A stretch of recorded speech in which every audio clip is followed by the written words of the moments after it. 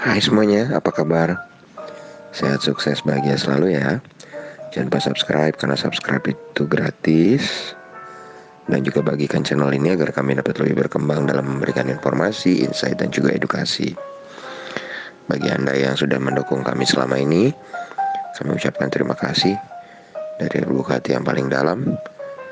Dan semoga Anda dilimpahi kebahagiaan, kesehatan, dan rezeki yang berlimpah. Mari kita mulai market outlook untuk perdagangan terakhir di minggu ini, 19 Agustus 2020. Kalau kita lihat tadi malam, market Amerika bergerak mix dengan S&P 500 berhasil menembus all time high-nya. Jadi berhasil melakukan recovery yang luar biasa dari sell off besar-besaran ketika fase virus corona di bulan Februari ya. S&P 500 menguat 7,8 poin atau 0,23% ke 3.390. Nasdaq menguat 0,73% atau 81,1 poin ke 11.211. Sedangkan Dow Jones bergerak negatif 0,24% atau negatif 66,8 poin ke 27.778. Sedangkan di Amerika keadaannya mix, maka di Eropa keadaannya adalah kompak bergerak negatif.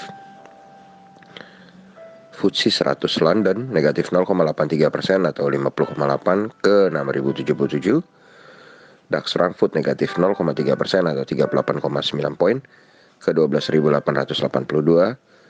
Dan CAC Prancis negatif 0,68% atau 33,9 poin ke 4.938. Lalu bagaimana dengan Telkom NYSE? Telkom NYSE negatif 0,34% ke 3.030.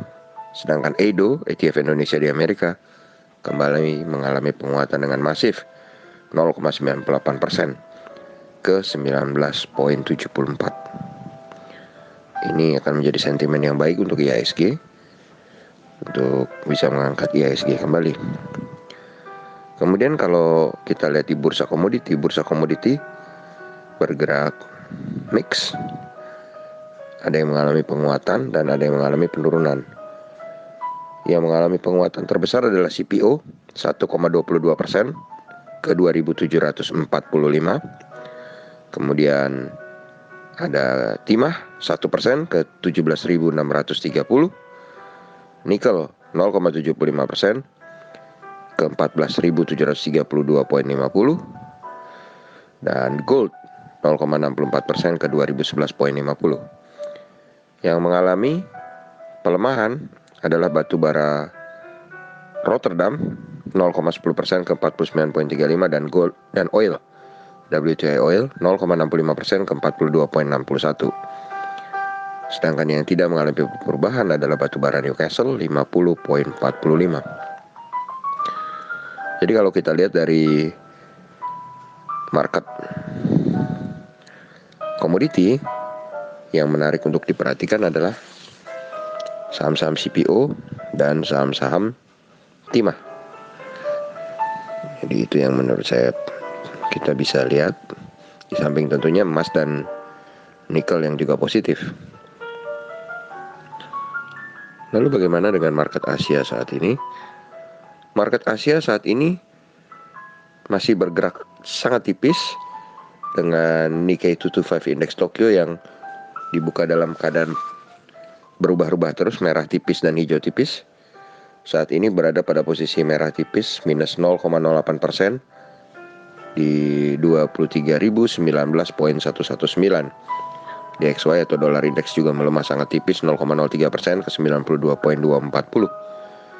Kita mengharapkan DXY yang terus lemah ini akan mampu membuat rupiah menguat, apalagi ada peluang mengenai pemangkasan suku bunga kembali. Sedangkan Dow Jones Future juga berada dalam posisi merah sangat tipis 0,01% ke 27.715.